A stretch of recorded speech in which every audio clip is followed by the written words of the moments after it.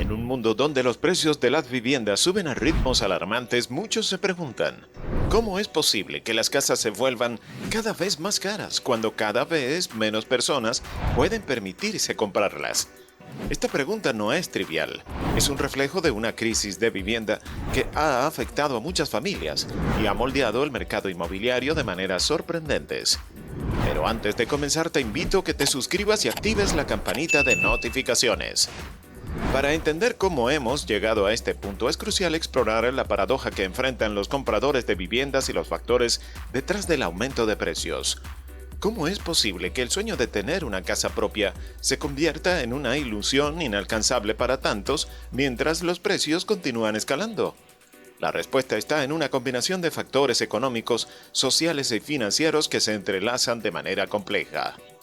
Primero, consideremos el aumento constante en el precio de las viviendas. En 2020, el precio promedio de una casa en Estados Unidos era de aproximadamente $230,000. Para principios de 2023, este precio había saltado a $330,000. Esta escalada rápida y significativa en el costo de la vivienda plantea la pregunta, ¿qué está impulsando estos aumentos? La respuesta inicial podría parecer simple. Los precios suben porque la demanda supera la oferta. Sin embargo, esto es solo una parte de la historia. Los datos muestran que la capacidad de los compradores para pagar estos precios no ha seguido el mismo ritmo. Los salarios, por ejemplo, no han aumentado al mismo ritmo que los precios de las viviendas. Mientras que el salario promedio en Estados Unidos es de $59,000 antes de impuestos, el aumento en los precios de las viviendas ha superado con creces la capacidad de ahorro de la mayoría de los compradores. Esto nos lleva a la siguiente pregunta. Si la mayoría de los compradores no pueden permitirse una casa a estos precios, ¿por qué los precios continúan subiendo? La clave aquí es el concepto de pago inicial. Tradicionalmente se requiere un pago inicial del 20% del precio de la vivienda. Con el precio promedio de una casa en $330,000, esto implica un pago inicial de $66,000. Este monto puede parecer una barrera insuperable para muchos, pero hay una industria entera diseñada para permitir que los compradores ingresen al mercado con pagos iniciales más bajos. En realidad, la mayoría de los compradores no están ahorrando para pagar el 20% del precio de una casa. En cambio, ahorran para un pago inicial menor. Esto permite que las casas se vendan a precios cada vez más altos, ya que los compradores pueden entrar al mercado con solo un 7% o incluso un 1% de pago inicial en algunos casos. Pero ¿cómo funciona esto en la práctica? Un informe de la Asociación Nacional de Agentes Inmobiliarios indica que el pago inicial promedio para un comprador primerizo es solo del 7%, mientras que para un comprador recurrente es del 17%. Esto significa que los prestamistas están dispuestos a aceptar pagos iniciales mucho más bajos, lo que hace que la compra de una casa sea posible para más personas, aunque el precio de la vivienda siga aumentando. Este fenómeno genera otra pregunta. ¿No deberían los precios eventualmente estabilizarse si la mayoría de los compradores están luchando por ahorrar siquiera el 7% para el pago inicial? La realidad es que, aunque los pagos iniciales más bajos pueden hacer que la compra de una casa sea accesible para algunos, también han aumentado la demanda de viviendas de manera significativa.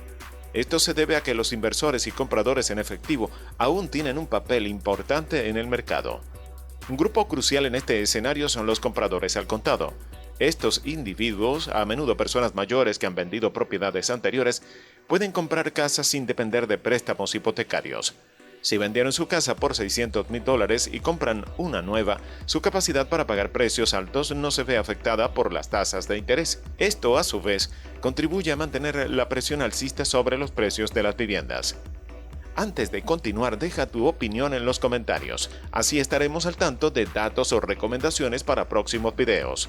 Luego están los inversores, que buscan propiedades para alquilar y generar ingresos pasivos. Estos compradores tienen acceso a grandes sumas de dinero y están dispuestos a pagar precios altos por propiedades que pueden ofrecerles un rendimiento a largo plazo.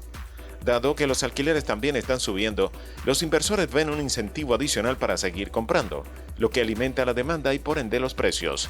Finalmente, los compradores extranjeros se han convertido en una fuerza significativa en el mercado inmobiliario estadounidense. En 2022, los compradores internacionales gastaron más de $50,000 millones en propiedades residenciales en Estados Unidos, representando el 10% del mercado total. Estos inversores ven el mercado estadounidense como una oportunidad atractiva para diversificar sus activos y su presencia en el mercado también contribuye al aumento de precios. Entonces, si la demanda sigue siendo fuerte y los compradores al contado, los inversores y los compradores extranjeros continúan comprando propiedades. ¿Cuándo? Si es que alguna vez veremos una corrección en el mercado. La respuesta no es clara, pero varios factores podrían desencadenar un cambio en el panorama. Uno de los principales factores que podría provocar una corrección es el equilibrio entre la oferta y la demanda. Actualmente la oferta de viviendas está en sus niveles más bajos desde que la Reserva Federal comenzó a registrar estos datos. La falta de viviendas disponibles es un problema significativo, ya que muchas personas que tienen hipotecas con tasas fijas bajas no quieren vender y enfrentarse a tasas de interés más altas.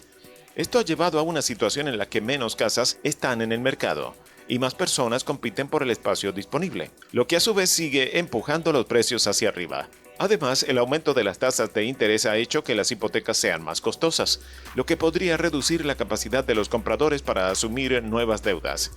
Si las tasas de interés siguen aumentando, podría llegar un punto en el que la carga financiera de la hipoteca se vuelva insostenible para muchos compradores, lo que podría enfriar la demanda y eventualmente hacer que los precios se estabilicen o incluso bajen.